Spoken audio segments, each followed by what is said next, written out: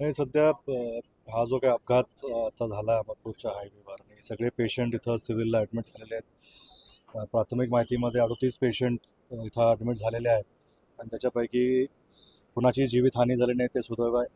आणि सगळी medical team civil हॉस्पिटलची असेल किंवा प्रशासनाची लोकं इथं आता आलेली आहे, त्यांनी नोंद घेतलेली आहे, त्यांची ट्रीटमेंट चालू आहे. काही किरकोळ ज्यांना जखमी होत्या त्यांना काही लोकांना डिस्चार्ज इथं दिलेलं आहे. ऑब्झर्वेशन खाली डॉक्टरांनी त्यांना बघितलेलं आहे आणि बाकींचे उपचार सध्या चालू आहेत.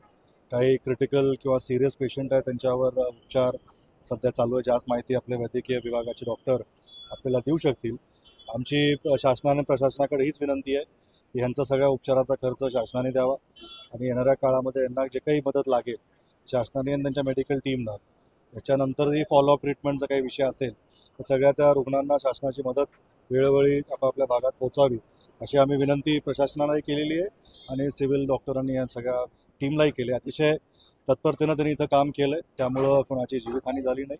सगळ्या पेशंटची ट्रीटमेंट सध्या सुरू आहे आणि आमची हीच आता ईश्वराकडे हीच प्रार्थना आहे की सगळे चांगले सुखरूप लवकर बरे व्हावेत आणि आपापल्या घरी परत जा. काही पेशंटचे आता पूर्ण हात तुटले, काय त्यांचे पाय तुटले, अशांना काय मदत? नाही, शासनाने जी काही मदत करणं त्यांना अपेक्षित आहे. आता मेडिकल ट्रीटमेंटनंतर जो काही त्याचा अहवाल येईल आणि पुढच्या ट्रीटमेंटसाठी जे डॉक्टर सांगतील त्यांना जे काही आर्थिक मदत लागेल तर ती शासनाने पूर्णतः मदत त्यांना त्याच्या उपचारासाठी करावी अशीच आमची मागणी राहील. महामार्गावर असे काही स्पॉट आहे ज्या ठिकाणी सातत्याने अपघात होत आहेत, मृत्यूमुख लोक पडत आहेत आणि हा सगळा विषय CCTVवर देखील आपण पाहताय की ज्या पद्धतीची ती क्रॉसिंग आहे ते ॲक्सिडेंट प्रोन झोन झाल्यासारखं असं आढळत आहे आणि त्याच्यामध्ये प्रशासनानं हायवे अथॉरिटीजनं विशेष लक्ष घालून येणाऱ्या काळामध्ये याच्यात काही